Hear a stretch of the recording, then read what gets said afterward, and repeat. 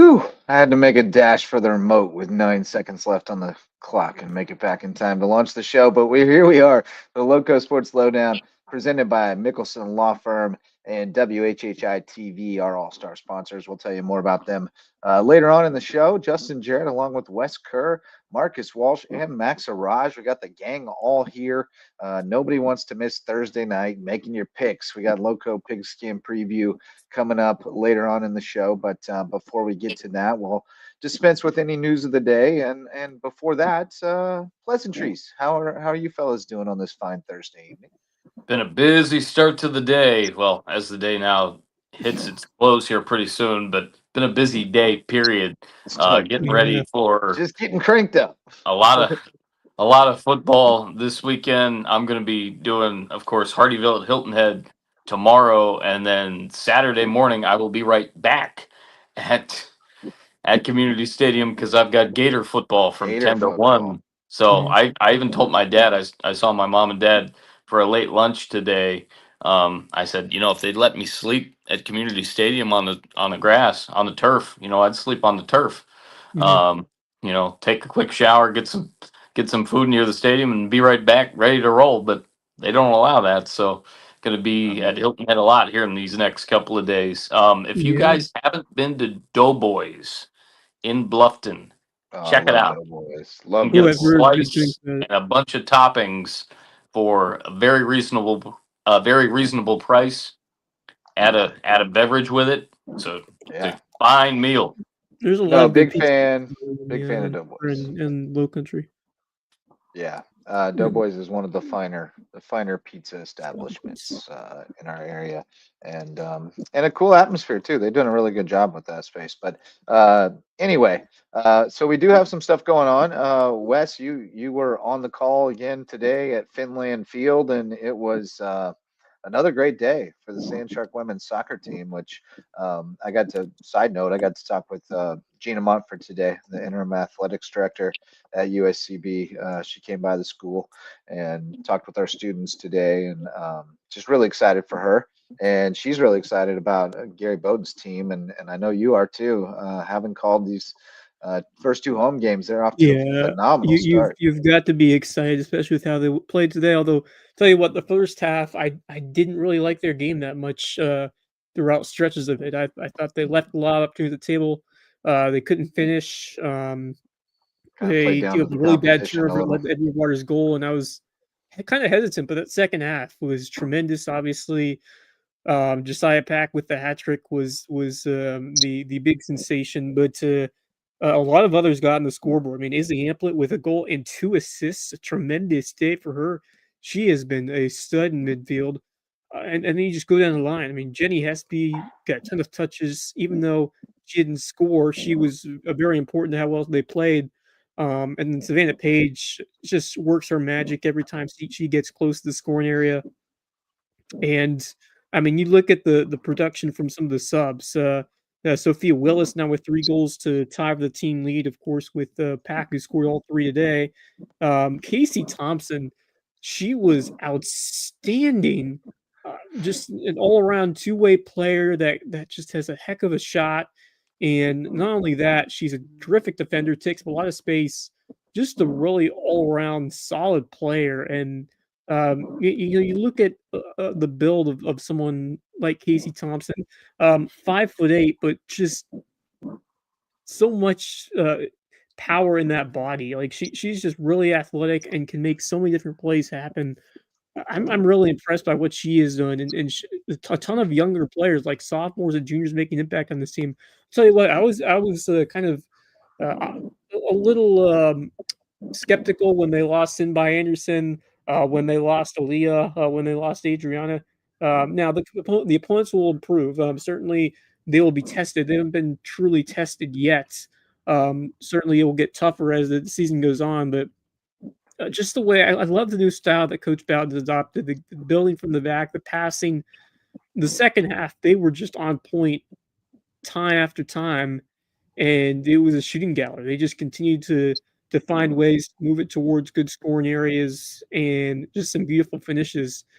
Great header from Pact, which led to the hat trick goal. Just what a game for her. She's going to be like you talk about so many players that can find the back of the net, and I feel like just the depth of players who are confident offensively, especially with the start like this, is really going to improve. So I'm very excited now. I will say that it will definitely get tougher. And starting with Sunday, Palm Beach Atlantic is going to be an interesting game, and I expect that one to be a lot tighter than these first few. So Yeah. that'll be the Sailfish will be an interesting challenge for USCB. Just taking a look at what they have done real quick, but I saw them earlier in terms of how they've been doing. But if this website cooperates, I will. This website's weird. Like I'm scrolling over and it's um but anyway, this USCB team, I'm really impressed with Bowden, how he's just organized his team and getting the most out of them. And I'm very excited because I think this team has just some extra step in their game this year compared to last, even with the losses that we saw no longer on the team. So, and you saw some of their other national players get some time. Um, I just like how those younger players, the depth players, are really starting to blend in as well. So, a lot to like. But I'm interested in seeing how well they do as they move forward, because they'll definitely be tested in some bigger ways going forward. So yeah. Anyway, back to Palm Beach and Lake. Only played twice. They beat Thomas 3-0 and tied Valdosta. It's not much sample size, but they play Middle George on Friday, which is a Peach Belt team. So let me see how they do there. But I expect that to be a much tighter of a game. But Yeah. I think USCB, I like them in that game. I think they're going to find a way to win it. I'm optimistic about the way they play defense, and then of course just all of the depth players that have stepped up offensively. For the midfielders, and even some of the defenders stepping up and making some really solid free kicks. So all in all, tremendous through 3 games, 3-0. All right. Yeah, looking good. I absorb your enthusiasm. Yeah. I haven't really gotten to watch them yet, but I sense from your enthusiasm that things are really looking good. So, hoping I can check out some more games soon, especially as we get into Peach Belt play. Also had some volleyball happening around the Loco tonight. Getting into region play. Wes, you said it was a sweep for Bishop England over Hilton Head, 3-0. Yes. Which is maybe not unexpected. Bishop England, always one of the powers in that region. I haven't seen the May River score, but I I'm a suspect they handled it little all. worried about Hilton Head. They Yeah, just haven't got many wins to start the year. And they haven't looked their best against some competition which I've seen them handle or at least yeah. compete against. So I'm a little worried about Hilton Head right now. I think Beaufort and Bluffton, especially Beaufort's on the rise. I think their stock is up. Uh, I think they could compete potentially against Bishop England, or at least I think Bishop England is still the class of the region. But I'm interested to see how Bishop England or how Beaufort does. I haven't seen May River yet, but May they're River's obviously awfully good too. yeah yes JP2 is pretty good, and May River's handled them a couple times. Although JP2 did take a set off of them the other night, um, but May River bounced back and got the next one. But they've got the Rick girls who are both going to play at the next level. They did lose some talent off last year's team, certainly, but they've still got quite a lot. So I expect them to be tough. And Beaufort, like you said, looked really good the other night. Bluffton got a nice non-region win tonight, 2-1 over Savannah Arts Academy. Whale Branch lost a tough one. Our guest last night, Zaire Kennedy, filling us in. They lost 3-2 to Edisto, went 5 in a region match. Hardyville with another region sweep over Ridgeland, 3-0. They've won 4 in a row now after a tough loss to Bamberg. HHCA 3-0 over Thomas Hayward, and Hilton Head Prep swept by Charleston Collegiate. The scores we've seen so far So tonight. I'm powering through a headache from being out in warm 83-degree weather and then having to go straight to the gym and work out. So I'm running on fumes, but we've got some football to break down, so I'm ready. We sure do. So let's get into it because we have a bunch of games and we're running on fumes. I think we're all running on fumes, which is often the case. And what's going on with Marcus? You over there, Marcus? I am. Okay, just making sure that you hadn't pieced out on us somehow. No. Cool. Just checking in. All right. Well, here I'm we here. go, boys. I forgot to get my stuff ready for our players of the week. I just realized you that. know I'm like, what? rap. Yeah, I realized that I Yeah, haven't messed around with our I players of the week either. This week's been a disaster. The internet was out at Hardyville for a good 24 plus hours. yeah. It just became a whole mess. Shout out to uh um I'm just gonna give a shout out to the big three at Bluffton, Aiden Yeah, McCarthy, Cornell Warren, and of course Amari Patterson. All three were deserving of honors this week. Even though we're not going to play of the week, those three uh, absolutely bowled out on Friday, and just want to give them some special recognition because absolutely. yeah, But I think McCarthy would have, hands down, we would have picked him as the offensive I player of would the week believe so. And I haven't ran the through the rest of ballot. the nominees, Based but on the ballot I have yeah, here, I think we pretty unquestionably would have. That's the name I took Here, down. let yeah. me just go ahead and share this this screen, and we'll just get down. Because I don't want to give Here like now. leave anyone out with their Yeah, recognition. we want to give them their just rewards here. But if you look at this collection, this is how far I had gotten. I was putting Patterson and Warren both in ultimate because they each had a pick in addition to their offensive accolades. But then Javen Risher is sitting That's there, who I took and down. I think Mm. that's your ultimate. Wow. I don't know how we have a week What where a those dude. numbers from Amari and Carnell don't get you something, but I think you got to go Risher there. Yeah, You got to go McCarthy here. 459 and 4 is stupid. So I think you got to go there, which leaves a really good performance by Mitchell and a really good performance by Underwood on the table. yeah. And then defensively, Tough week. I went with Kamari Good Brown. performances. Kamari Brown had a monster individual effort in a loss. I put question marks there, as you can see, because Michael Poole's stats said he had 28 tackles, 23 assists, which felt like a typo. That didn't feel like it could be right. But if true, then you got to Yeah. give that man. But it felt like it had to be a typo. But Kamari, I mean, you saw the individual highlight film of the game that dude had. Ridiculous. It was crazy, and against a really solid opponent.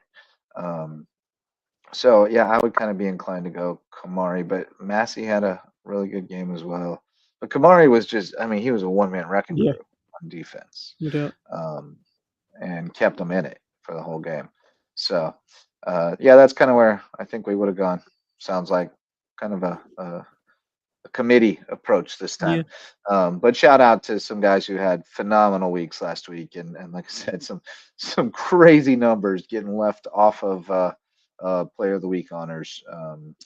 But we're gonna do more. We're gonna try to get ahead of that. I mean, the earlier It that just coaches depends on can get their how stuff quickly posted the helps. teams and But coaches will bring in stats, and we can right, go through yeah. But it also depends on like what's going on in my life, and how busy I am, and how them. Right. much I'm stalking to get Let them me the see what second I that have they post. here. We ready to get into the Yeah, we game? also had a swim meet today at Hilton High, but I don't have the full JP2 set theirs, but it would not do justice Yeah, if I don't I have the saw rest of them. that. So we'll shout that out another time. But I was going through Hilton High on my long day today, and yeah, there's a swim meet going on. So Yeah, it's that you know, time of year. yeah, it's that time My of guy year. Sam Deaton probably over there swimming. Yeah, and just we'll definitely have to get into it very soon because they get there, they start or they finish like very early, like early October is when Yeah, they compete for state titles. So it's a very quick yeah. season. So I Let's want to give see them a who's got yeah. the extra time in their busy schedule to get out to a swim meet. But certainly, we've had Sam on, and Yeah, we'll definitely we'll have lean on Sam to keep us yep, posted on what's happening yep.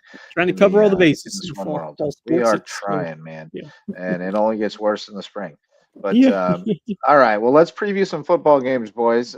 Shout out to our all-star sponsors, Mickelson Law Firm, our official real estate closing attorney and presenting sponsor of our Hilton Head Christian Academy coverage. They've been with us since the beginning, calling them for your legal needs. And then WHHI TV, our longtime partner in local sports and officially an all-star sponsor now. We look forward to being a part of their broadcast tomorrow night. And we'll start it there, Marcus Walsh, with your cross-county bowl. crossing county Right. lines, Hardyville, the Ville traveling to the island, to the nest, in a game that is, a David versus Goliath situation. You got Hilton Head, which is a team that spent most of last year in the top 10 in Class 4A, against a Hardyville team that's in year 2 trying to rebuild a tradition in Class 1A, and just not going to have the numbers that the Seahawks are going to have, or probably the size up front. What we do have is Kamari Brown, who we've Yeah. noted has been having a tremendous season, and will definitely be looking to try to make a point, against a big time program, trying to get some attention. I don't think that the Canes have enough to pull this thing off, but I know what's being preached in our halls this week, and that is compete. Just compete every play and see what happens. And I think they're going to go out and do that, and know that the end result is sort of irrelevant in the big picture. It's about competing and using this opportunity to better yourself for the stretch run. I think this game could be really interesting. Again, I will not pick it. Right. I think it's going to be very interesting because, Brown has been an absolute beast. We saw him a couple of weeks ago, you and I, JJ, against Whale Branch, and he was great that night. He was obviously great last week. And I'm really looking forward to seeing Santiago play at quarterback again, see what he can do against a pretty daggone good defense of Hilton Head. I'm looking forward to see how Hardyville competes in this game. I do not think it's going to be 41-8, and I do not think that it's going to be 68-14 going back to the 2015 game that I also called on WHHI. Cool. Going way back.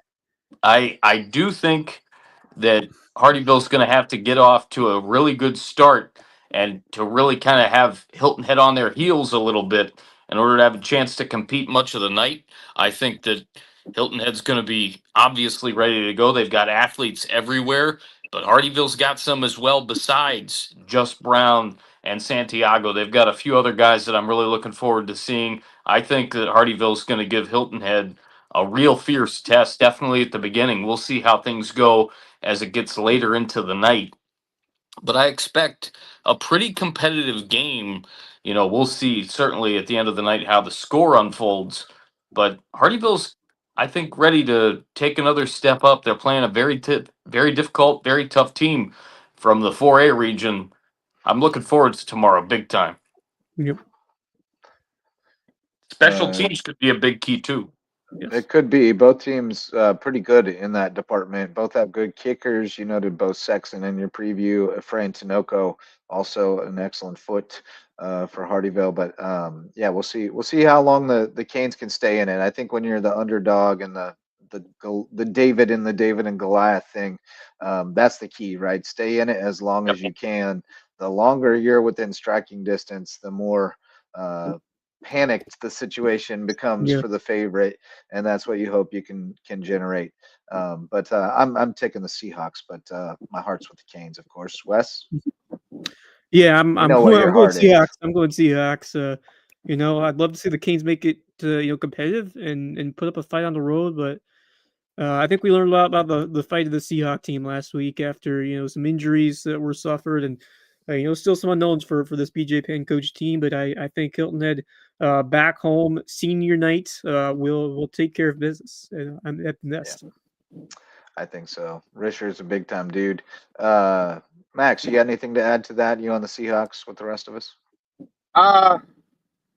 Yeah, I think so. I don't want to vote just because I'm with WHHI, but like you said, it's a David versus Goliath kind of thing.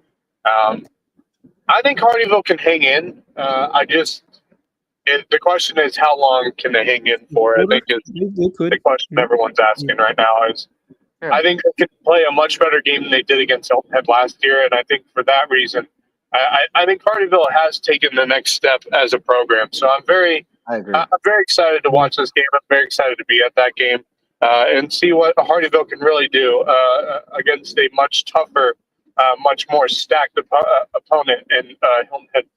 And so I think the trio of Emiliano Santiago, Kyrell Jameson, and Kamari Brown, they're going to have to put some work in on Friday to make this as close of a game as they can make it.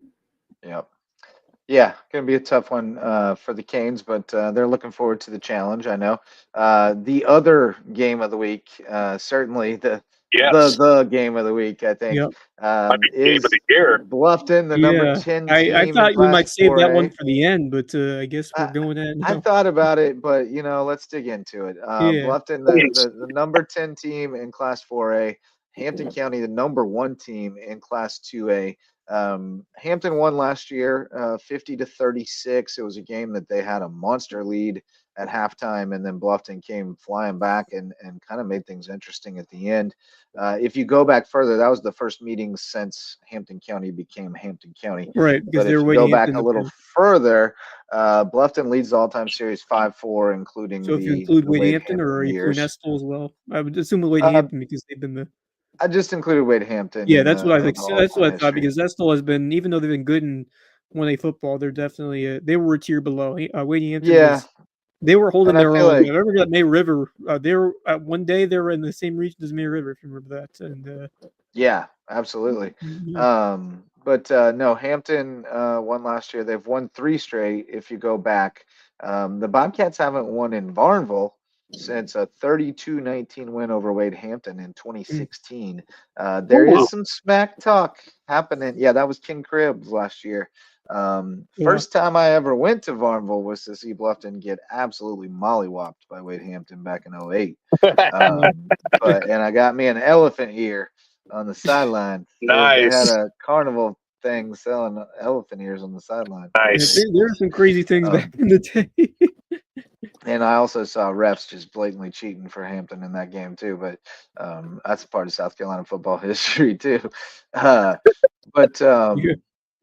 no, there's some major smack talk happening online. I saw. I wouldn't be shocked by that. Raquel Ward, who's a great videographer with Hampton ties. He put out there that he was looking for somebody to make him a Bluffton Sucks t-shirt. He's talking some smack. What's up, Mama Grant? Should be a good one over at your place tomorrow night.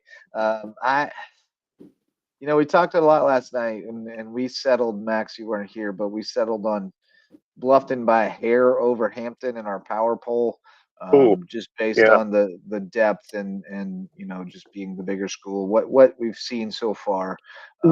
But we noted that just because we were saying they rank higher in the power rankings right now doesn't necessarily mean we're picking them to win on the road at Hampton on Friday. No. And I don't know where I'm going yet. Let's talk through this thing. We've obviously got Hampton with a pretty explosive offense, very good in the ground game, but they've hit some big plays in the past game. Terrell Grant has been excellent at quarterback, everything they needed him to be. Their defense has made big plays as well. Their secondary is quite strong, but can they really limit this Bluffton offense? I mean, they haven't seen. I will say they haven't seen an offense quite like Bluffton's yet this year. No, the key though is who's healthy for Bluffton. I know there were several guys. Now they have their the quarterback and the receivers are all they have Patterson. The question is in the ground game because. That's the thing. Starting your third string guy, because it looks like Cordell Holly is going to be out as well, from what I'm hearing. Yeah, Lucas Gate. That could be the guy. That could be an issue for Bluffton, especially because I think that means Hampton County is going to focus more. I mean, obviously you got Aiden McCarthy, who can definitely run the football. Don't get me wrong, but I still think they're going to focus more on the passing game if you're Hampton County defense, because if Cordell Holly's out, Aiden Howell is definitely out for the next at least 4 to 6 weeks with a broken collarbone. So, if Cordell Holly's out, you're going to a third string guy who probably hasn't played a down of football at the running back position. It's going to be Lucas Gates, it sounds like, and he played the second half last week, I think, at running back, and he's well versed in the offense. He's played receiver primarily, but he's going to be able to handle it, I think. He'll be able to handle it. I mean, against that Hampton County defense, I don't know what he's going to be able to do. as a I mean, running back for them. it changes who you are offensively, certainly, Yeah. and especially No if you're doubt. down to your third string, you don't want to run him up between the tackles a whole lot and get him banged Well, up. yeah, 'Cause who are you going absolutely. to I mean, then? if I you're going think to use Lucas, Saunders could run it some too. You know, yeah. he's been I playing mean, on defense, but if you're going to use Lucas Gates, you're going to use him in outside runs and right, probably I mean, it's screen going to be passes here a and pass there. use him in the offense, passing constant kind game. of thing with Yeah. some bubble I screens. wouldn't be surprised if they run a lot of empty four wide stuff. Yeah, Even no, that's I'm I sure was they going to be will. more of that passing shotgun set with Yeah. 4 or 5 wide receivers at some point, and then Mhm. you shift some of your guys around, and Yeah, but I expect them to throw it a lot, and then Hampton's yeah. going to be that's how you're going to have to be ready for them to throw it, and that's how they're going to position their Yeah, there's defenses. going to be some great one-on-one matchups. I mean, Yep. Yeah, I mean, Singletary and Mathis are likely to be locked up on Warren and Patterson in some and combination or the yeah. other. It's going to be big time football played in Farmville tomorrow night. I do like. I don't know, man. I mean, every matchup feels really pretty dead even. I think Bluffton's kicking game has been a little inconsistent, right? Yes, that is important. And They've that missed is something that Hampton's got on lock. Rafe yeah, Sullivan special teams can be a is big big difference time in these kicker. games, and uh, Bluffton. I haven't seen enough from Bluffton. Really, you look at Bluffton, May River. They need to find a quality kicker. Both those teams do. They've Yeah, it's no disrespect. Like I'm just saying that you right. and to win the playoffs in 4A, you got to have or at least in tight matchups, the kicker decides the Yeah. ones that are close. So I mean, Right. gosh, look at the NFL. yeah, That's every game these days. yeah, Who's got a guy who can kick it 60 yards at the buzzer? yeah, But no, That's well, May Rivers got a new guy this year, and yeah. he had his moment Give of him some time. Give him heroism, some and then time. It's yeah, I early. think he's going to be all right. He's never kicked Yeah. a football before. He's a soccer guy. And I think it's the same situation at Bluffton. Every Yeah. time one cycles out, you got to find a new kid who's willing to learn how to kick the funky And shaped many times they football. are soccer Um, players. the soccer yeah, players are Yeah. very, very popular amongst football yeah, teams. I yeah, went to high school with one, yep. and he ended up Goalies make great doing punters. great stuff. Yeah. That's true. I That's Australian pickers. Yep. I think I have a pick if you guys are ready. You got a pick? Yeah, let it rip. Rip the Band-Aid off. I'm going to go with Bluffton. I think that Bluffton will find a way, whether it's, McCarthy on the ground, McCarthy through the air with those receivers. I think they'll find a way to score a touchdown late and win by no more than a touchdown. I think this is going to be really, really close. I'm going to take Bluffton on the road for the win, and year 4 will continue to treat Hayden Gregory and the Bluffton Bobcats well. Everybody was talking about what Lou Holtz said about year 3. You find the most out about your team. This could be the best Bluffton team that Hayden's got in year 4. I'm gonna go with the Bobcats. All right, we've got one for the Bobcats. Anybody else ready to make the leap? Mm, We crunched all the golly. numbers. I'm gonna go Hampton. I think Hampton is. I think in terms of health, I think Hampton's healthier. I think they're going to focus more on the passing game when it comes to defense against Bluffton, and I think they got a secondary that can hold up both Warren and Amari Patterson. And just like Hampton County hasn't seen a team like Bluffton, Bluffton hasn't seen a team like Hampton County this year either. So I think this game's going to go down to the wire. I take Hampton County by 3. All right. Oof. Mama Dan. Yeah, I mean, this That's is a this good is play. even as it gets. I mean, you got the two best teams from the Low Country going head to head. I mean, this is everything. As I said a couple days ago, everything that you want to see as a local football fan. And it's going to be these one-on-one matchups to determine it. As you said, but when you look at this game, Hampton County has completely blown through the opponents that they have faced so far this year, and I really like the way their defense is playing. I like the weapons who they still have up wide, but what we haven't talked about yet It's Bluffton's defense, and they've been playing very well recently. Yeah. And you look at some of those guys like Patterson. You look at Cardinal, and you look at some others.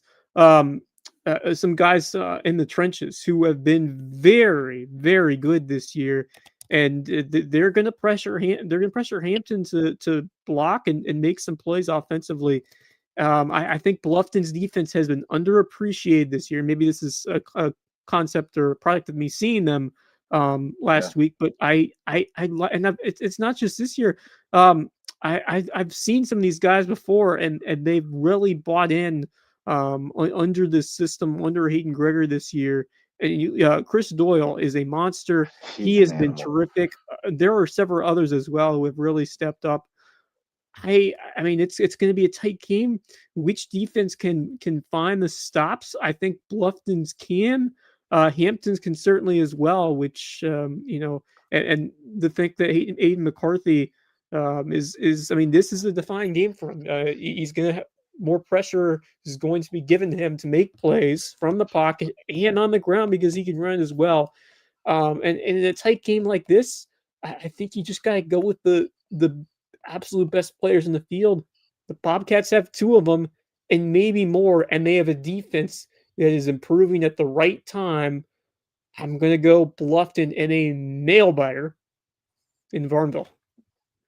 Oh boy. So we got 2 for Bluffton, 1 for Hampton. Man, this game I could see this game going a lot of different ways. I think the way it starts is really important. Bluffton got just shell shocked out of the gate last year by Hampton. They were down like 28-0 like that, right? Like it was crazy fast how they got Did we down. lose JJ? What? No, I'm here. No. You got me right. I think it's just you. Maybe we lost Marcus. We might have lost Marcus, but no, they just got blitzed out of the gate. But I can't see that happening again this year. But that environment in Hampton is special. Like it is different, and it's you're not going to just get settled in right away there. It's jarring. So I don't think that Bluffton's going to bull rush them either. I know that Hampton is juiced up for this game. They really feel like they are we whooped them last year. We're the best team in the Loco, and it kind of chaps their hide that people are talking about Bluffton like they're the best team right now. And I think they're going to come out with a chip on their shoulder and make it a fight from the start. It's going to come down to the finish. And in a close game, I like the home team. Give me my peanut bar. My peanut bar one time. I'm going Hampton one time. Here we go. Split down the middle.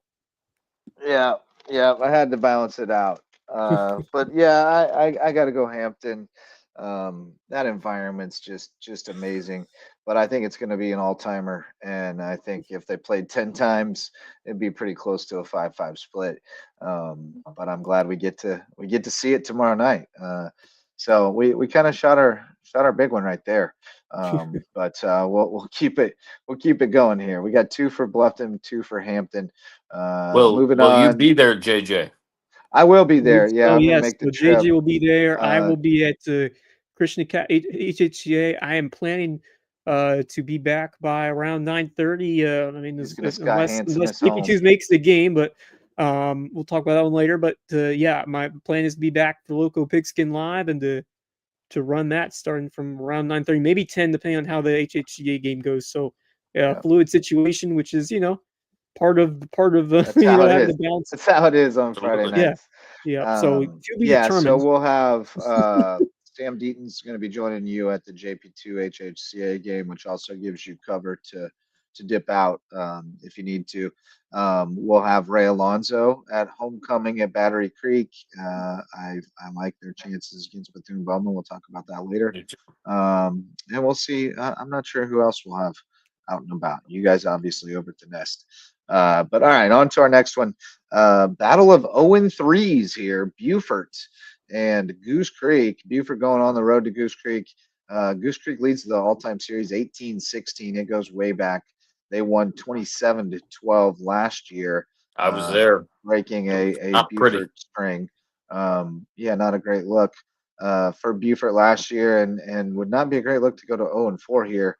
Nope. We saw them show some signs on offense last week with or the last couple of weeks with Braden Moyd Smalls, but man, it just didn't really translate to points last week. There were too many unforced errors and shooting in the foot and all that. And it looks like Goose Creek's suffering from a lot of the same.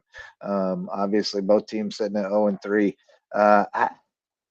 Maybe it's just because I know the program so well, but God, I cannot imagine Beaufort being 0-4. But they haven't hit double digits in points yet this year. Yeah. So it's like what it is like exactly what Kevin, when we were talking about Beaufort in our rankings yesterday, I saw that Kevin asked the question on the chat, what makes you guys believe in Beaufort? And honestly, they have not been able to put things together, especially from an offensive standpoint. And again, the injuries have hit them for 2 hard. years. This is like a carbon copy of last year. It's painful to And see.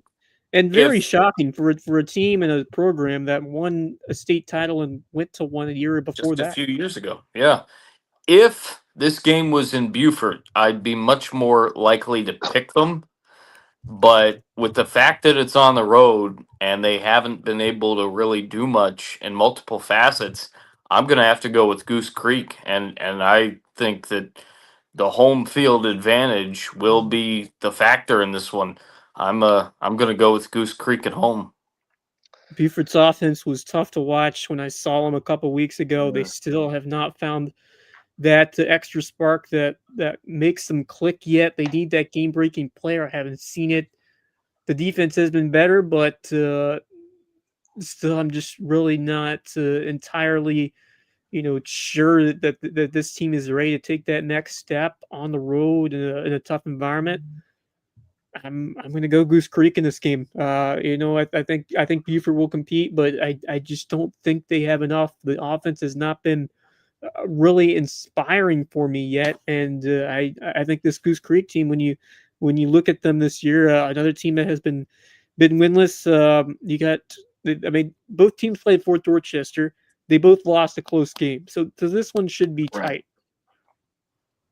But I think tiebreaker goes to the home team at this juncture. I just haven't seen Beaufort's offense make enough plays to win a bowl game yet, and I'm not convinced. I'm not convinced. You got to take the under because Goose Creek's only scored 22 points in 3 games. So for me, I feel like we've talked about this before. I feel like I'm sitting in like a deja vu kind of moment with Beaufort from last year.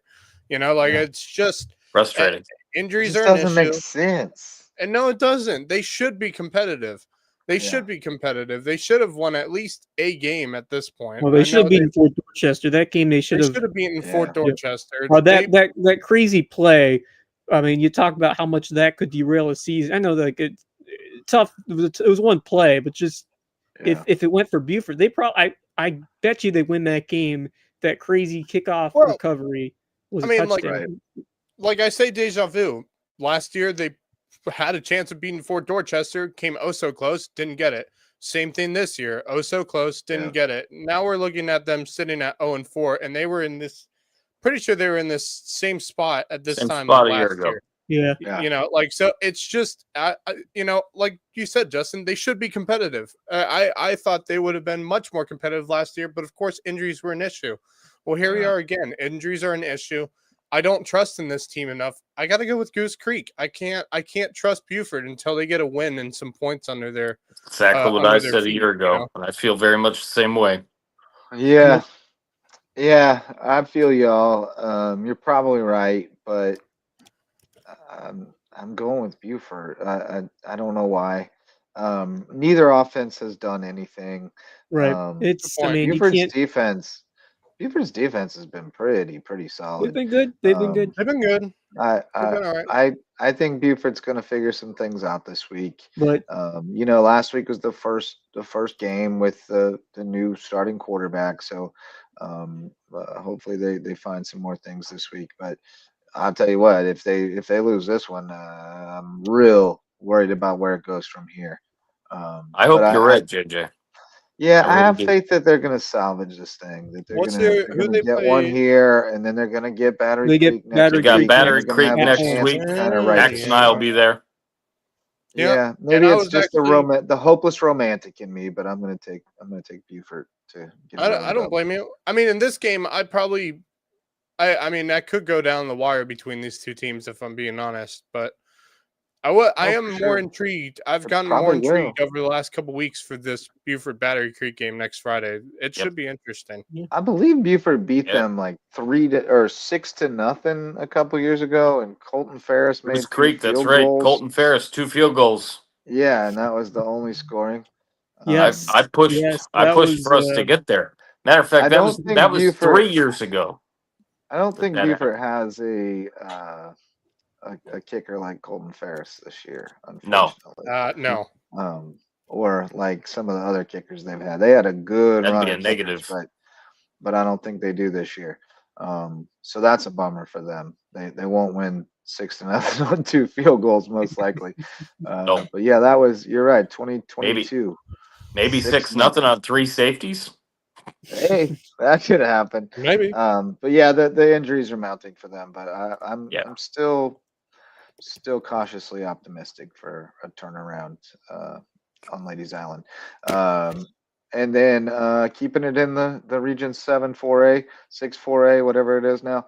May River 2-1, big bounce back win last week against Lake City. It was a homecoming for Ashley Powell. Now it's a homecoming for Richard Bonneville. They're going back to Columbia.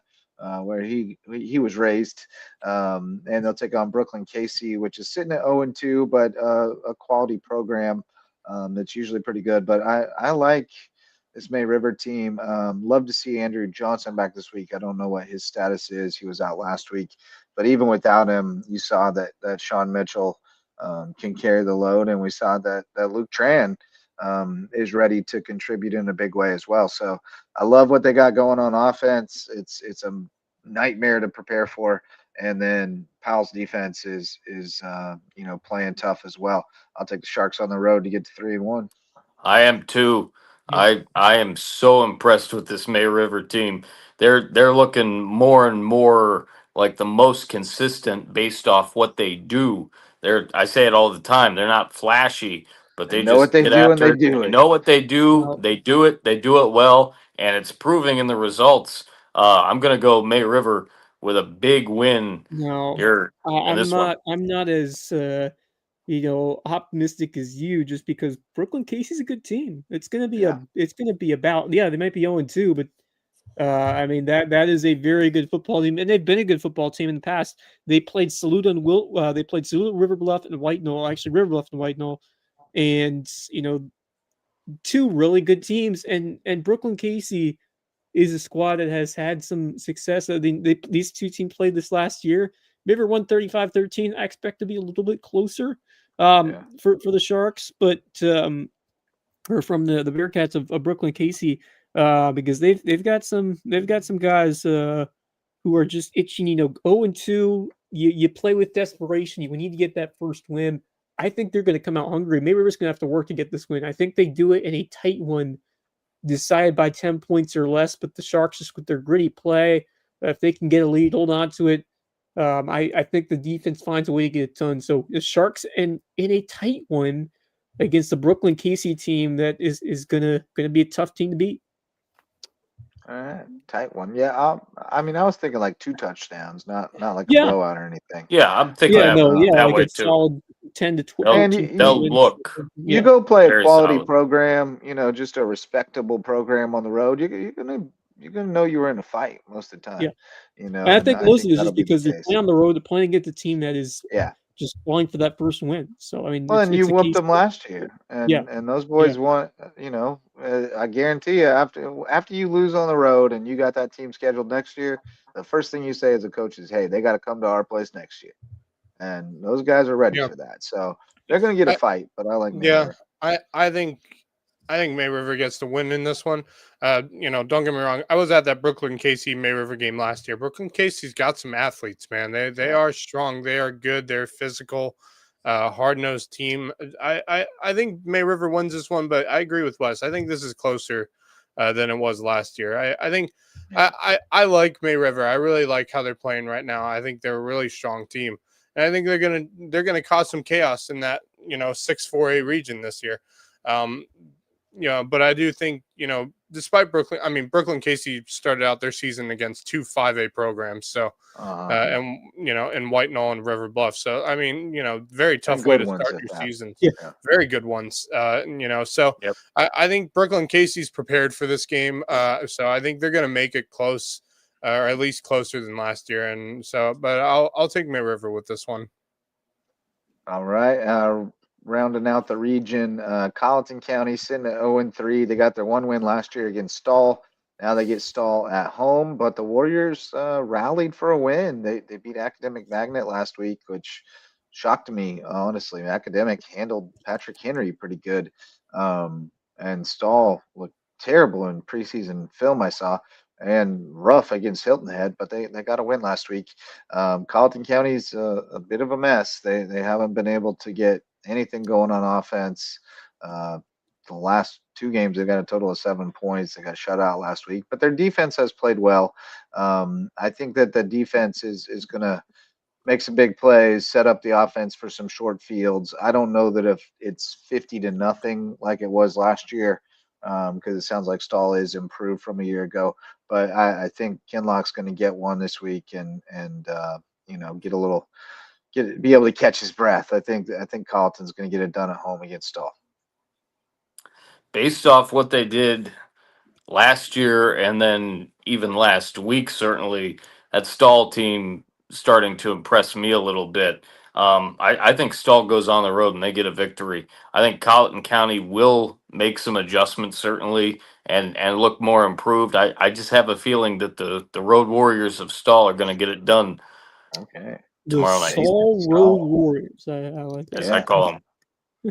That's not call. They were Road Warriors in the past. Remember back in the day when Hilton Head was in the same region as them and they played all the time. They were a powerhouse at one time. And then North Charleston High School got built. Right. That changed a lot there. Yep. Colleton County, it's just hard to trust them in just terms of their prowess so far and what they have, but I haven't seen enough from them to really change my opinion on what I'm seeing from them right now. So no pick. Yeah, going with Stall. Going with Stall. I'm going with the Warriors of Stall. All right. Oh, all right. The devil you don't know.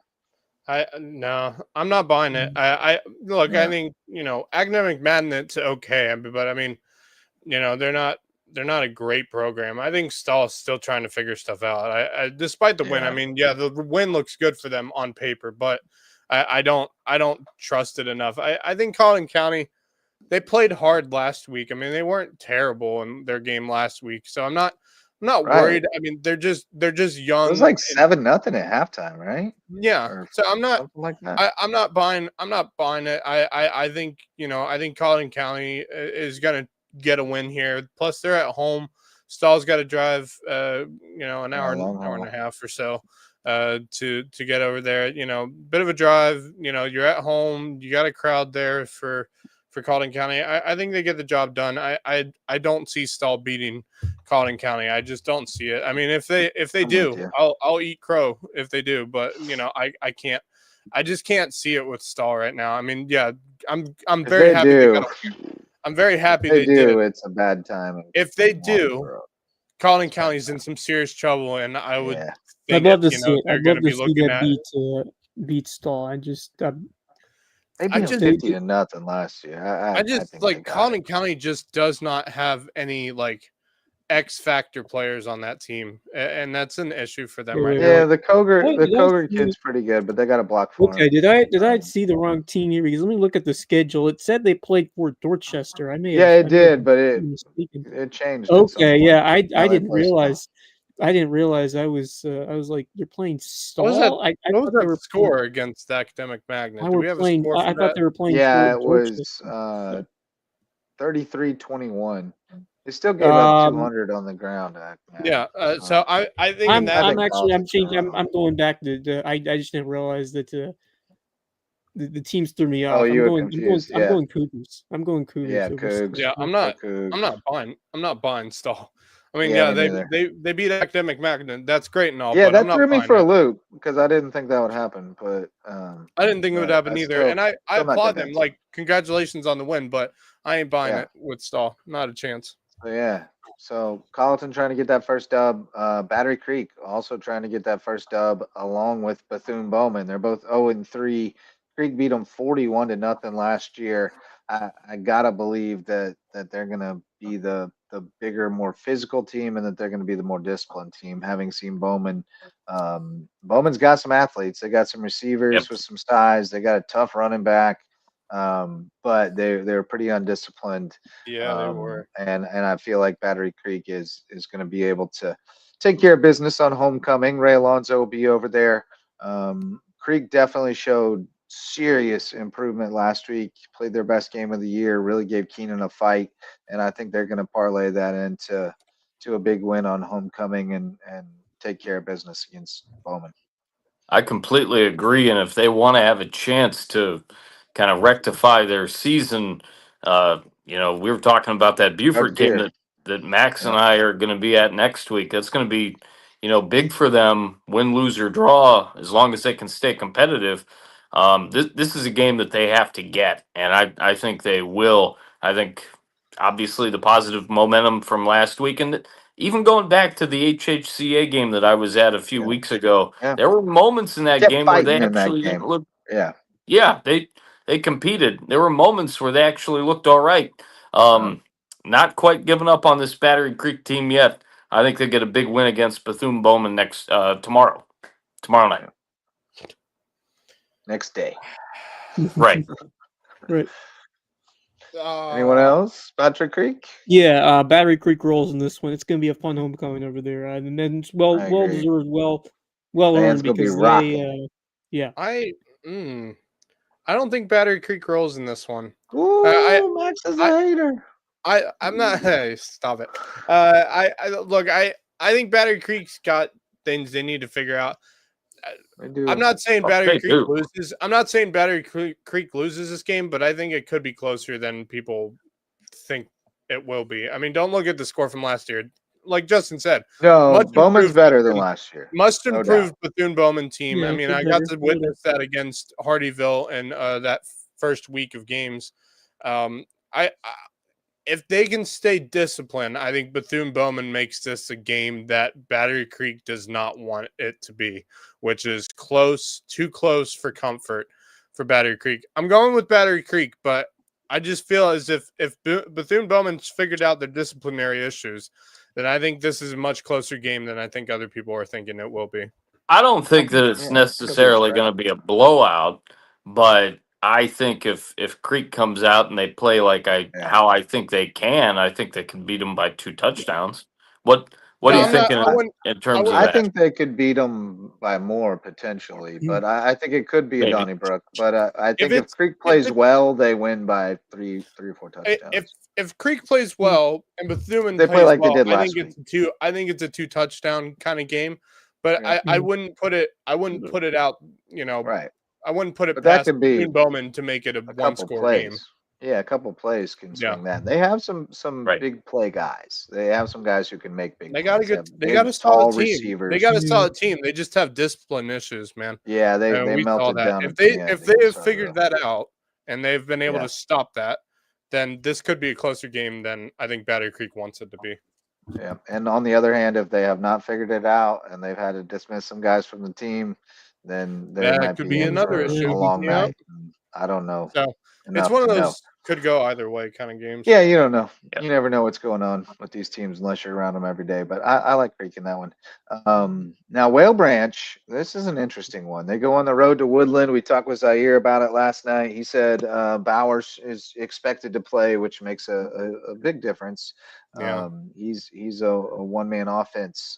If you need him to be, they can run ISO for him and just let him cook.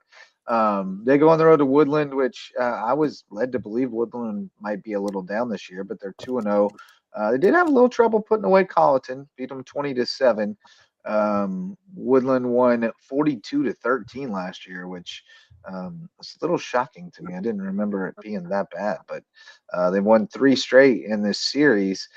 And why am I inclined to think that Well Branch might be able to go on the road and win this game? I'm not entirely sure. It obviously depends on the health of Bowers and Harris, Javion Harris. Those are the big dogs for Woodland, or for Whale Branch rather.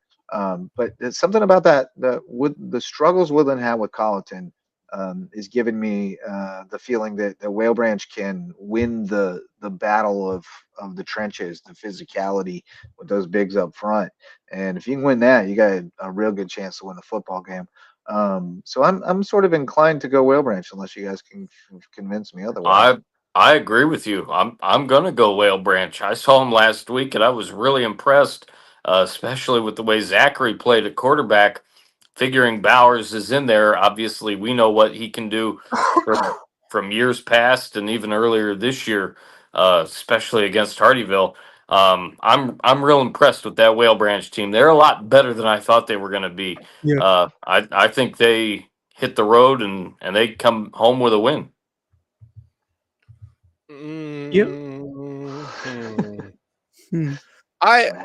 Here's my thing with Woodland Colleton County game. Colleton County already had a game under their belt. Woodland came into that game. That was their first game of the season. So I think it was like, first game jitters, had to get it out for Woodland.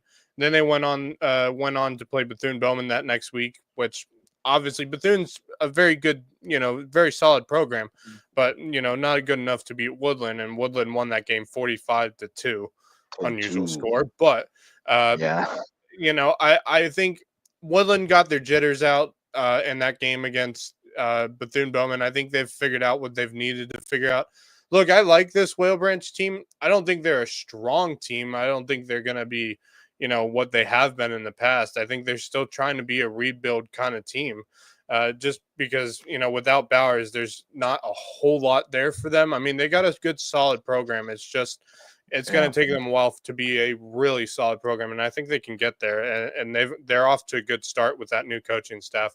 But I don't know. I think this one could come down to the wire for me, and I'm going to take 45, Woodland. 45-2 doesn't make sense because because Bowman has a touchdown in their stats on Max Preps. Yeah, then I don't know. I don't know. But that's what's reported Woodland everywhere. Has 45-2, which I don't. Yeah, well, that's what's reported on the South Carolina football history too. But yeah, weird. I'm gonna go Woodland, but I do think this could be like very close between these two. I think it's a one score kind of game. Yeah, I agree with what you guys are thinking here. Whale Branch is, I think they've overachieved compared to what I thought they would be. I'm impressed by what they've done. Bowers has been what I hoped he would be from the last couple of years. He's really taken over as that guy on offense. And then they've got some dudes defensively who will fight. In terms of Woodland, the team was very good a couple of years ago, and they blew up to, well, they didn't blow out Colts County, beat 27, and they did. Bowman's a great team, so this should be a close game. I think I like what I've seen from Whale Branch, but I'm not sure if they're gonna have enough to go on the road and knock off Woodland. I like how the Wolverines play at home. They're a tough to beat there. I think Whale Branch competes, but falls to Woodland tomorrow night. All right, fair enough. Finishing up the high school league games, Manning at Ridgeland. Manning at 1-2. Ridgeland 0-3 and scoreless on the season, and they didn't score in this game last year. They lost 35-0. I think Manning has fallen off a little bit from where they were last year. They knocked Hampton out of the playoffs last year, but they're still a really solid program. Ridgeland really trying to find its footing on offense. Just nothing happening over there. I know Bam Crawford got it going a little bit last week. He was awfully good. They just haven't been able to Awfully be good. consistent with it It's and when they finish get drives. it's when they get And close to or in the red zone where they kind of struggle. they've been I bogging mean, down, yeah. they can move And the ball down the field. They they can are move at the ball home. down the field. They are at I think home, they need to but do a better job too of certainly protecting Smith, yeah, because in that ball game last week that I called with Daniel Court, I mean there were a bunch of scenarios where Smith was running for his jailbreak. life trying to Yeah. make some plays happen, and I mean that's a tough way to be every single play practically. I mean, yeah. I like Manning because of it. I don't Yeah. see enough from Manning is Ridgeland this point in the season. I like Manning, and unfortunately, I like him big. Yeah. Yeah. Yeah, Yeah. I my thing is this: if they gave Tay some time in the pocket, man, I think he'd be able to move that ball down the field with ease. But they just haven't given him enough time in the pocket for him to make throws, him to actually run an offense. I like their defense. I think their defense is really strong. I really do believe in that Ridgeland defense, and they kind of showed it against Whale Branch last Friday. Sure did. I trust the defense. I don't trust the offense, and for that reason, I got to go with Manning in this game. And even if the offense was clicking, I think Manning still would win. But I think Manning rolls over Ridgeland because I hope they score their first points of the season on Friday. I don't know, man. I hope. Yeah. Well, Manning has played a pretty challenging schedule. They lost to Crestwood, really good team, 48-14. Yeah, that's a strong team. They lost 40-38 to Scotts Branch, and they beat Lake Marion 34-22. So they're putting up some points. I just can't see Ridgeland outscoring them. Scotts Branch is not a bad program either, and Lake Marion's been one of those teams over the years that has been, on the rise too. So yeah, that's not an easy schedule for Manning, and for them to sit up 1-2, that's pretty tough. good. I'll take the Monarchs. Anybody? Great Everybody's name. on the Monarchs, yeah. Manning Monarchs. All right, on to Skeeza. On to Cincinnati. Big Loco on Loco battle say that. over at the Nest. JP2 coming in at 2-2. HHCA coming in at 1-2. We talked about this a little bit. Yeah. Oh, the cage. Yeah, rather. We talked about a little bit about how this game means so much to both teams right now, because for HHCA, they really need a dub going into a really tough stretch. Otherwise, they could be staring at 1-5 and kind of trying to pick up the pieces. JP2, on the other hand, this is huge for them just because they haven't won this game in so long. They've only won it one time, have lost the last 8. They've never beaten Ron Peduzzi. They've put up a fight a few times with Christian Tilton, but they could just never get over the hump. And this feels like their best opportunity in quite some time. I don't know that I'm ready to call for the quote unquote upset. I think I'm still going HHCA, but I think this game is going to be more interesting than it has been in a number of years. Yeah, it's been a while, but I remember we've said that before, and then the Hilton Christian blows me out of the water. True. I don't think that happens this time. I don't think that happens this time, but I do think that Hilton Christian will be prepared for this one, having a fresh reading the column off for a week. They didn't play last week, so I think they'll be more energized. I think they'll be ready to go. JP2's look good. That Carlton Prep one was tremendous. Battery Creek one was great. Obviously, they did match up against Bethesda. Few teams have. They are a powerhouse. Bethesda is, but I kind of think JP2 is going to come out and find a way to make some plays, maybe get a stop or two, or put up a nice drive. But I just think that Hilton Head Christian Committee reading the column, they need to sweat a lot more than JP2 needs it, in my opinion, because this is a team that has, you expect them to be a lot better in terms of just the record, in terms of how they've been playing. I think they're just ready to move on to a new portion of their season, get a win, get ready for Hammond and Pinewood coming up. So, I think it could go a way where, JP2 hangs around and this thing gets very interesting. Or I could see Hilton Christian Academy just jumping on top of them early and blowing them out. Yeah. I think either could happen. But I'll go Hilton Christian Academy. I think that's more probability because they've had their number. I don't think that changes still. I agree. Because the game's at home and HHCA's had a week off, I'm going to go with HHCA, but I think that JP2 is going to give HHCA everything they can handle. I expect this to be the closest game that we've seen in quite some time between these two. And remember, guys, they play again. They do. They So play, this game isn't a region they play game. The next again one in will be, so October. This at is JP2. going to At be really JP2. interesting, but so will that game at JP2. Yeah. Right. And that's the one that's the That region could game. tell a lot. That's the one that counts. That's the one that counts, is right. But this one's still important. This is still yeah. Yeah. Well, I mean, you want to win this one so that you have that confidence going into the next one that does count right. too. But you also don't want to show everything you got. You want to hold some stuff back. So going to be interesting. Max, where you going? You supporting the alma mater?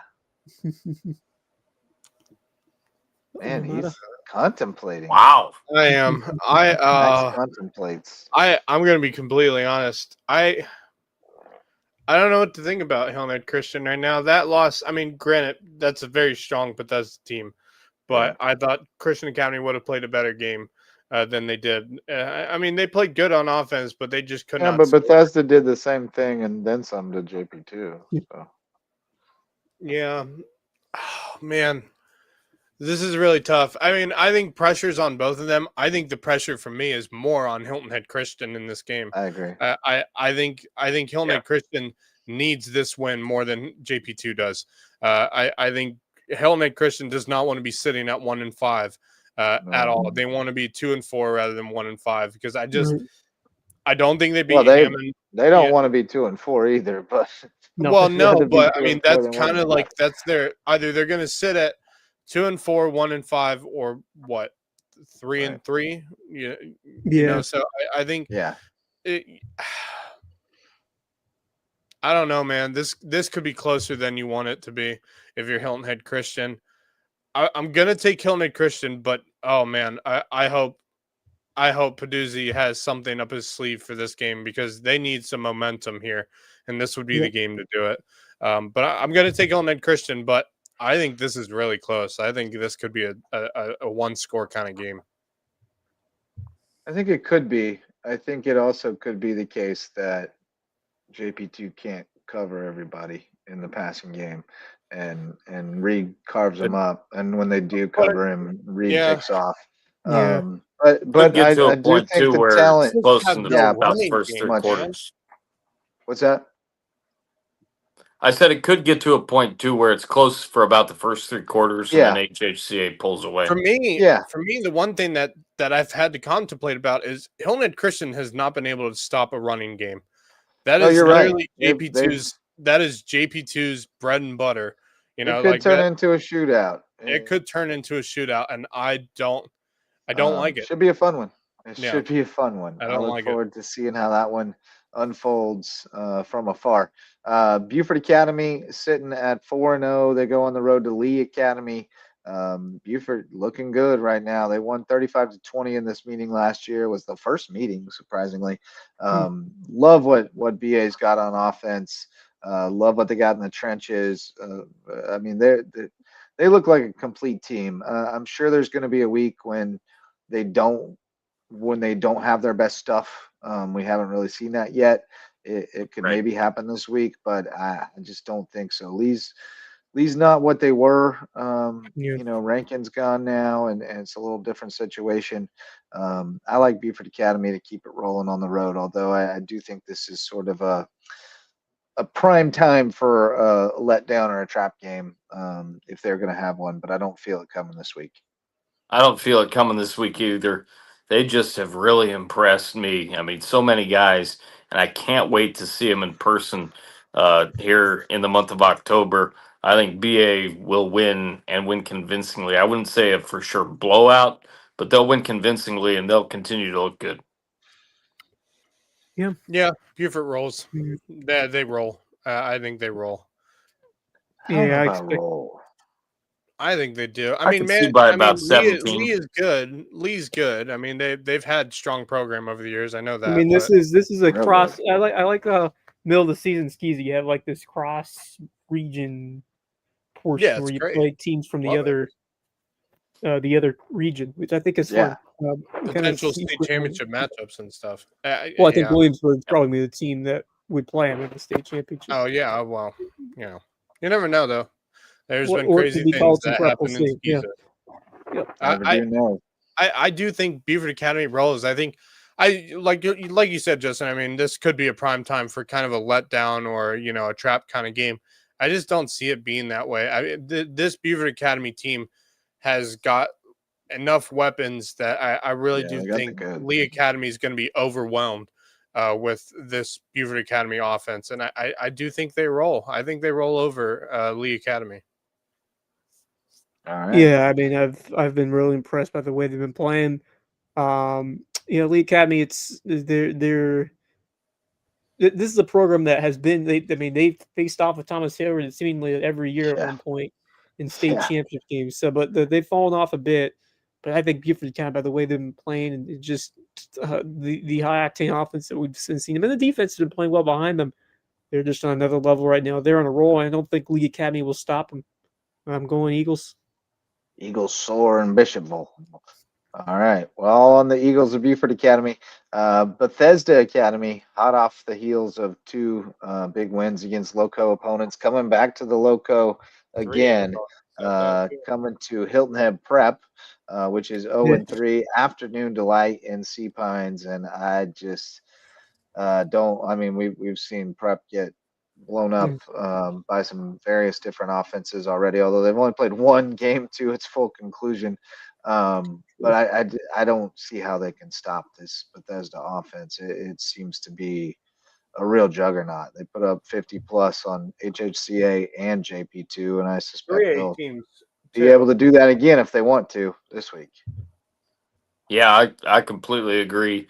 It's going to continue to take a little while for Prep to fully find their footing because of the fact they haven't played nearly as much as everybody else. And unfortunately, that's been a big bugaboo, let alone how they've actually looked in some key situations. I like Bethesda, and unfortunately for Prep, I like Bethesda relatively big in this one by a few scores. This is a mismatch. That's all I'm going to say. It's a complete mismatch right now. Bethesda is on a tear right now. I had some high hopes for Hilton at Prep start of the year, but man, it's just fallen. It's gone the wrong direction. I just don't see them finding a way out right now, and that's just they can beat you in a bunch of different ways with their speed out there, and this one will be over quickly. But unfortunately for maybe mercifully, but maybe afternoon delight. I would tend to say afternoon delight might not be the term to use for a game for this game tomorrow. Well, I mean, at least it'll be. That's what I want to cheer for. It's a complete mismatch. I agree. It just really is. I agree, and I also think a few scores might be an understatement. I think this Bethesda team is primed for another state championship run. They are solid. They are good. There hasn't been any, downsides with this team so far. I feel bad for Hilton at Prep because I really like Wes said. I agree with them. I had high hopes. I had high hopes for this team. I thought they were going to be, St. Andrews, get that win, feel good about themselves going into their next game. But it was just such a weird start to the season for them. They just haven't found their footing. Yeah, the weather wasn't a. Well, I mean, but even so, they didn't look that definitive, and I just expected a little bit more from their blocking and some of the transfers they brought over, and sometimes just takes some time. And because they got the size, they got some decent size players. They played pretty well in the first half against BA, and then it just fell off. Just fell apart. I mean, but you look at their schedule, has not been easy. I mean, they played Beaver Academy. St. Andrews must be better than we realized, and Well, I still think they were competitive in that one, and would have had a chance to win if they got to finish the game. If they would have played a full game, they would have played a full game. I think that could have come down to the wire. Yeah, I really do. Yeah, well, that was unfortunate because they would have gotten the ball at halftime if you scored. It's a one possession game, and then Blazers get the win in this one. Yeah. Patrick Henry boys are hitting the road to Dorchester Academy. This one goes way back. Dorchester leads the series 12-8. They won last year 19-13 after Patrick Henry boys beat Dorchester on their way to the state championship the year before, right? So good little rivalry there. Patrick Henry shown a couple flashes. Rylan Brunson's been pretty good at quarterback. He runs the ball effectively. Diego Santana contributing back there. Luke Sobey doing yeoman's work on both sides of the ball. But they just haven't shown a whole lot thus far. I mean, the loss to Academic Magnet looks worse now. They fought early against BA, but then got run off the field. And Dorchester's pretty tough. The Wetzel dude is tough back. They got a good quarterback. I think the Raiders are going to roll at home against Patrick Henry. I agree. Home field, and Dorchester is looking tougher against some good competition to start the year. I'm with JJ. I'm going with the Raiders. I agree. I think this Dorchester team could be a really solid program and someone we will be talking about in the playoffs when it comes around, because someone from our region is going to end up having to play Dorchester, and it could go down to the wire. I will in this game. Like you said, they've shown some flashes for Patrick Henry, just not enough flashiness on that team. So I will go with the Raiders. And Wes? Thomas Hayward. I expect them to win that game against Dorchester, but the Raiders came out and hung up a bunch of points on them, and using the transit prop, but also just my intuition about these teams. Patrick Henry, they just need some more guys to step up. Losing Michael Tucker Mathis Bingham, losing Forrest Berry and his brother. They just don't have that go-to player right now. They have some dudes that are coming up, but I got to go with Dorchester Academy, who is kind of been on the roll right now, and they're especially they're going to be at home, and they're cooking right now, and they're going to cook on Friday to the disappointment of Patrick Henry, unfortunately. Yep. Speaking of teams on a roll, Colleton Prep been on a roll since that season opening loss to JP2, but now they got a tough one. They go on the road to Calhoun Academy, which is undefeated. Calhoun leads this series 9-8 and won last year 55-28. They've won 2 in a row in the series. I like this Colleton team a lot. I think we all do. We all kind of have accepted that A, JP2 is better than we thought they were going to be, and B, Colleton's better than they were on opening night. They've been putting up a lot of points the last few games, but this Calhoun team is awfully tough. They got the Layton kid, Colt Layton, still just a junior somehow, a quarterback. We've seen him in baseball and football every year. He's their lethal weapon. He'll beat you with his arm and his legs. He's really good. They got some other guys who can run the ball. They got some guys who can catch the ball. They're going to be a good team. This is going to be a really good test for Colleton Prep, and I am torn on which way to go with this. But I do think that the competition level going to step up a good bit for Calhoun, whereas Colleton Prep has played some decent teams. So I'm gonna take the Warhawks. I got faith that they have really righted the ship after that opening game, and I think they're gonna pull out a tough game at Calhoun on the road. I'm with you, JJ. I like the Warhawks too. I think this is a really good team. Despite that opening loss to JP2, where they were caught off guard a little bit, they're looking to get things rolling. Give me Colleton Prep. Yeah, this is an interesting one for me. It's a real good matchup. They're 3-0. I mean, they've beaten Greenwood Christian, which is always a tough team to play. Thomas Sumter's been solid at points, but Colleton Prep is they're winning with their guy under center. I mean, Kale Owens has been a stud. I kind of think they keep it rolling in a very, very tough matchup. Now this is if they win this game, I'm going to be completely bullish on Colleton Prep going forward, because this is really, for Skiza, this is evenly matched game, especially going on the road against a team that's 3-0. They're going to bring their best, and I think they will. In a tight one, I will go with the Warhawks, but it should be a really fun one between those two teams. Both teams playing very well right now. Could really go either way. Definitely. Yeah. Well, Battle of great dual threat quarterbacks. Yeah, I mean, I think if Colin and Prep pulls out this win, I'm sold on them being the team that could, potentially spoil Beaufort Academy's run through the region. Like, because I really do think if anyone's going to stand in Beaufort Academy's way with how they've been playing, it will be Colin and Prep. And if they get this win on Friday, I'll be more sold on the fact that game could go down to the wire when it comes around.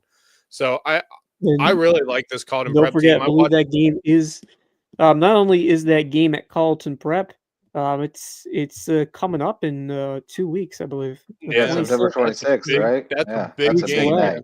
Yeah, that's a big game, and that is. I'll tell you what. Week 5, you got the Bridge Bowl, you got that one, you got Ridgeland Hardyville.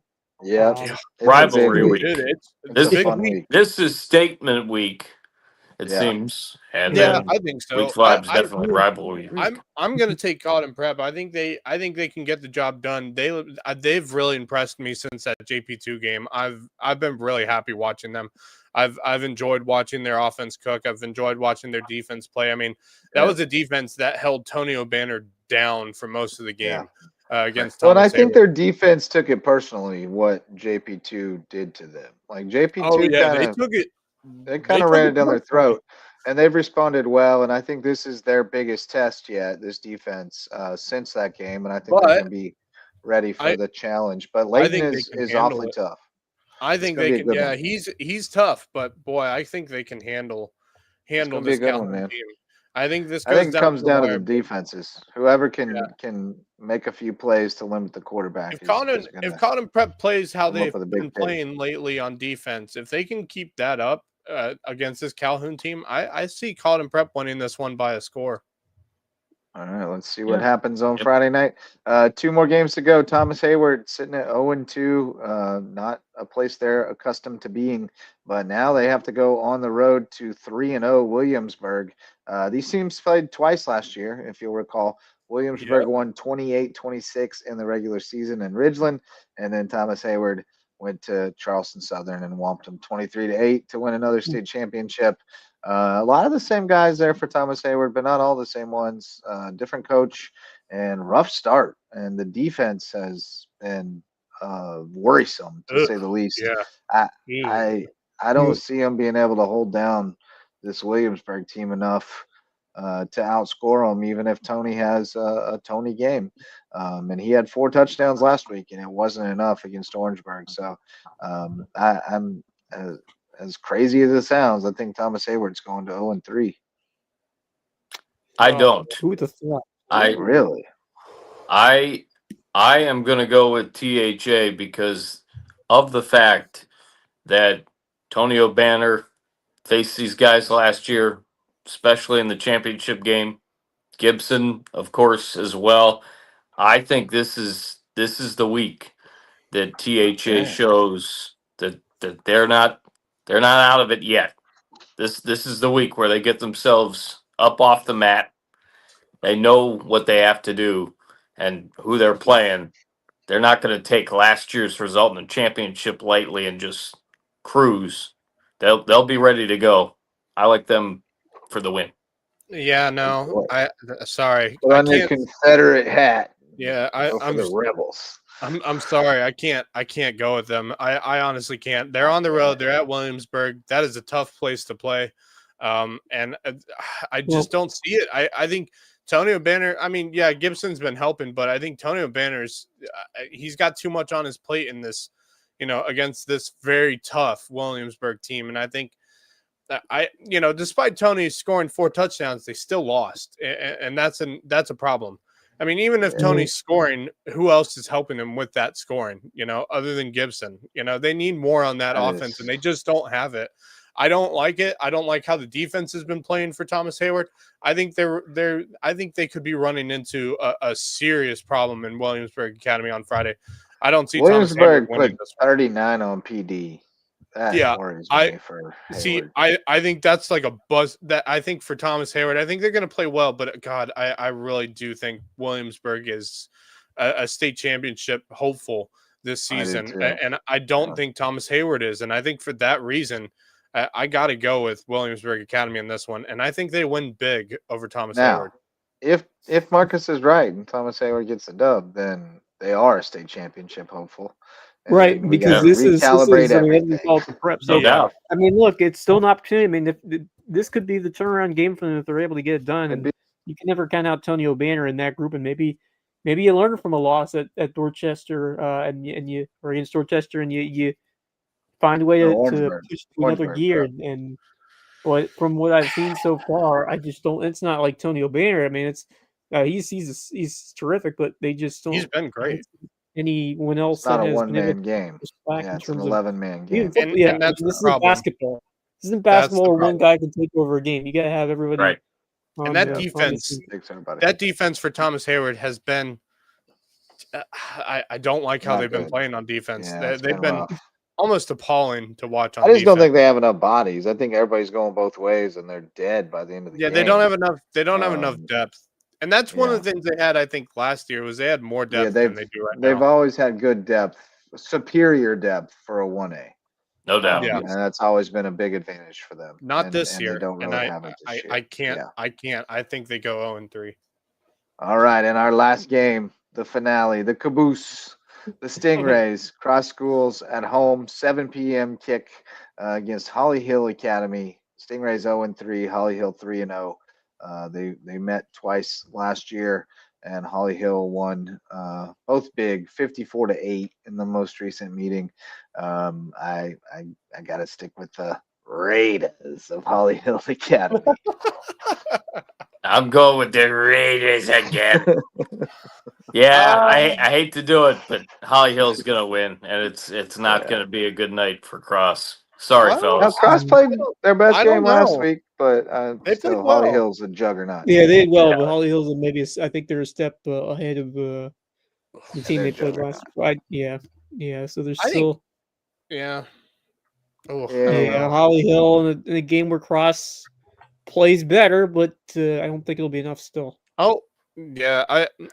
Holly Hill beat Cathedral 24-16. Cathedral beat Cross 36-16. Holly Hill beat Kings Academy 44-42. Kings Academy beat Cross 33-0. So the transitive property game doesn't look good for Cross. Doesn't work. Yeah, I really do hate it because I'd really love to see Cross succeed, but we're all rooting for them, buddy. They'll get some. Yeah, we are. I definitely am. I want to see them succeed buddy. One day, but hope you find your dad. But not. Yeah, not on Friday. I'll take the Raiders. Yeah. Wes is not entertained by the Raiders picks. What do you got, Wes? You going against the grain? You got the Stingrays? I'd love to go Cross, but I think Holly Hill will win a tight one. I think Cross is getting closer. Right. They are getting closer. They definitely are. They played it. Hey, I'll tell you what, though. You look at their score from last week. They played a game. They did. They played tough. I like seeing that. I like seeing them being able to compete. I like that. I just don't think keep enough healthy bodies to keep playing. You know, I mean that's the challenge for them at this stage. Is just keep building. But they seem to have something going on there. Yeah, so they're getting there. They're definitely getting there. All right, boys. Well, it should be a great night tomorrow night. Looking forward to it. Shout out to some more sponsors. Hudson Seafood House on the Docks, presenting sponsor of Under the Bus. We had a new episode tonight. I was sitting in for Bob Stevens. Had a great time talking sports with Curry Kirkpatrick and Rich Basirico. Check it out on the Loco Media Network. Shout out to Twinge and Twombly, personal injury attorneys in Beaufort. They've got a rare name, but they provide remarkable service. So if you need a personal injury attorney in Beaufort, call on Twinge and Twombly. And HHI Windows and Doors. Coach Marin got tired of winning state championships, so he decided to get into a new gig. He's improving your view of the Loco at HHI Windows and Doors. Reverence Wrestling Club is our official wrestling sponsor and presenting sponsor of the Loco Grind. And Jay's Barbershop, a great place to be in Ridgeland, whether you need a haircut or not. Going to be hopping in Ridgeland tomorrow night. Got the Jags at home. All right, boys. Any last thoughts before we call it a night? Marcus? Had a parting thought that I forgot to mention yesterday. It just kind of dawned on me after the fact. But rest in peace, Polly Holiday, the great actress who starred actually in 2 very good movies. She was in the very beginning of Mrs. Doubtfire. She played the neighbor who ended up calling Miranda and like, get home. Your husband's got a petting zoo in your house.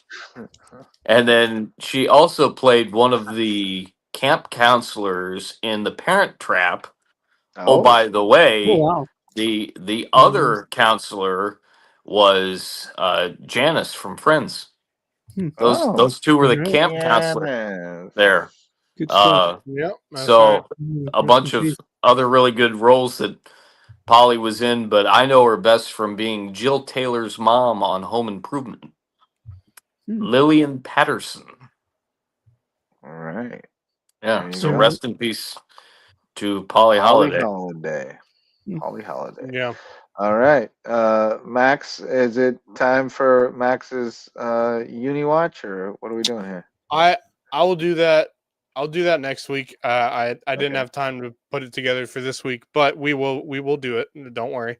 But I did want to. There are a couple things. First of all, obviously today, obviously a day of mourning for our country.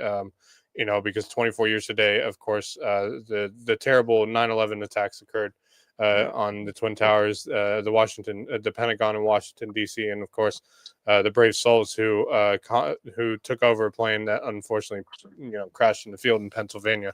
I just want to it's funny because when it occurred, I was only just under 6 months old when it occurred, so I was just a baby when it happened. So I didn't really know a world before it.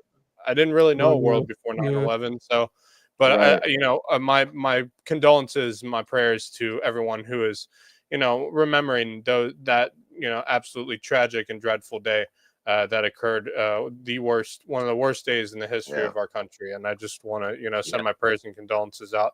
Also, the other thing, I have one more thing after this one. Also, my prayers go out to the family of Charlie Kirk, who unfortunately passed away, was shot and killed while speaking to college students at a university in Utah. And I just want to say, in this country, there's no right for someone to do that in this country, to shoot someone for freely speaking to students. There's no right for it, and I just find it tragic, and I feel I just scary with all these gun. Well, the same day we had another school shooting. Yeah, school shooting, man. I mean, just how much is enough? Like, and so I want to send my prayers and condolences, and then finally, Justin, you'll like this one. A good man by the name of Tony Bryant, the number 14 ranked player in the ESPN's next top 100 basketball players for the class of 2026. The number 14 overall player has committed to Mizzou. He is going to Missouri. And so big deal for the University of Missouri. For at least a year, right? Yeah, at least a year. You never know. But Tony Bryant going to Missouri. Nice. Yeah. Wes, what you got? I didn't really prepare much today, but I'll just look ahead to the weekend. I'm really intrigued to see how a couple teams across the country do. Obviously, Clemson, they have. I mean, when you barely beat Troy by the way they did, there is some cause for concern. Yikes! They got a Georgia Tech team that you remember Georgia Tech last year and all the upsets they pulled off. Florida State early. They beat somebody else really good later on in the season. They're a tough team to play, especially at their place. Home. They had I that am. great I game am. with Georgia I'm Tech kind of at the paying end of the Clemson year. this week. I'm very worried as a Clemson fan. If they I'm worried. lose this one, it could be lights out for the playoff chances because that would be 2 losses and Oh an yeah, that'll be ACC 2 loss. losses. So yeah, They'll be on life support if they lose that game. Yeah. Yeah, they'll be on life support in terms of their Yeah, playoff they need hopes. to. So it's a You know, it's a huge game. Georgia. The Bulldogs had a bit of trouble with Austin P. Or how you say that name. Let's go, Pete. They'll be excited to see how they do against Tennessee, formerly Gaston Moore's squad. And that should be an exciting game. Definitely we'll be following that one. I kind of feel like this could be the year that Tennessee pulls off the victory. I'm pretty high on what the Vols could do at home. That should be a tremendous game. And College then game day will be the other there. one that I'm looking at, University, which is actually Gaston Moore's team that he plays for now, the USF. Bulls of South Florida going to Miami. Now that is going to be, it's on the CW network. That might be the biggest game ever played on the CW network. yeah. ACC, baby. They got that great TV contract with the CW. Dude, I watched that South Florida team, dude. They're no joke. They're tough. I really think they might have a chance at making the playoffs. From what I've seen them crashing out. They could be that team. Yeah, Billy Napier's about done, by the way. He's done. Toast. He's cooked. Get him out of there. Get someone new in. And should have done it this week. If I'm being honest, they should have kicked him out now. Because granted, South Florida is a strong team. I mean, they beat a ranked Boise State team at the time. Actually, kind of rolled over Boise State.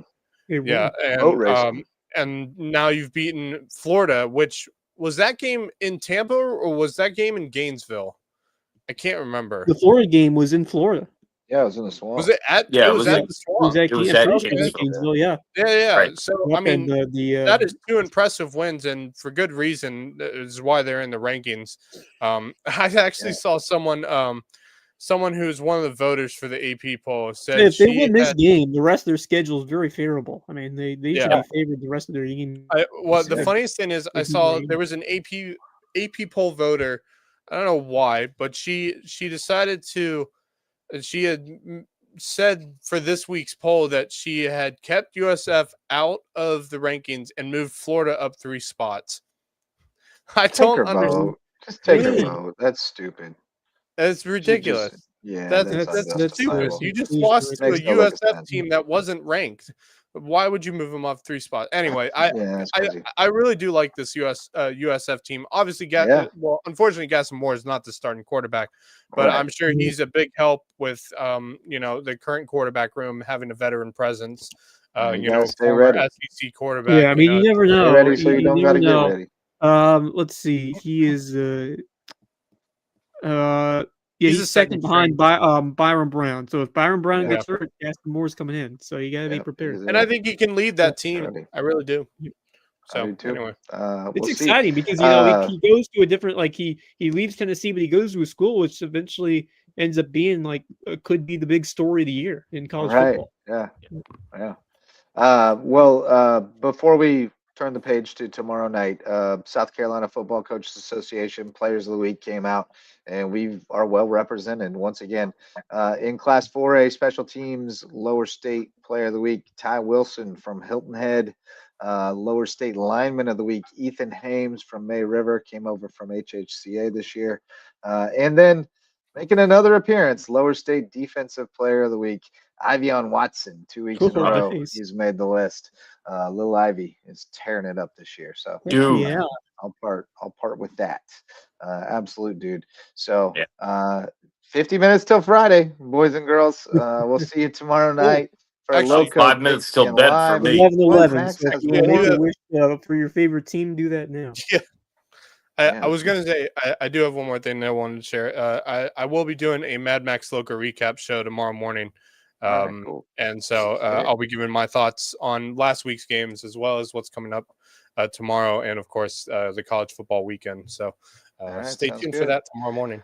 Yeah, look out for that, and look out for us tomorrow night on Loco Pigskin Live. Wes will be the Loco Scott Hansen running the show, from the studio, and the rest of us will be out and about doing our thing. So look forward to seeing you then. Thanks to all of our sponsors, especially our All-Stars, Mickelson Law Firm, and WHHI TV. Check out Marcus and the crew with the coverage of HHI Hilton Head Island High School against Hardyville tomorrow night on WHHI's live feeds, and then catch it on the air all throughout the week. So thanks for joining us. We'll see you again tomorrow night for Wes Kerr, Max Araj, and Marcus Walsh. I'm Justin Jarrett. Till next time, go Loco.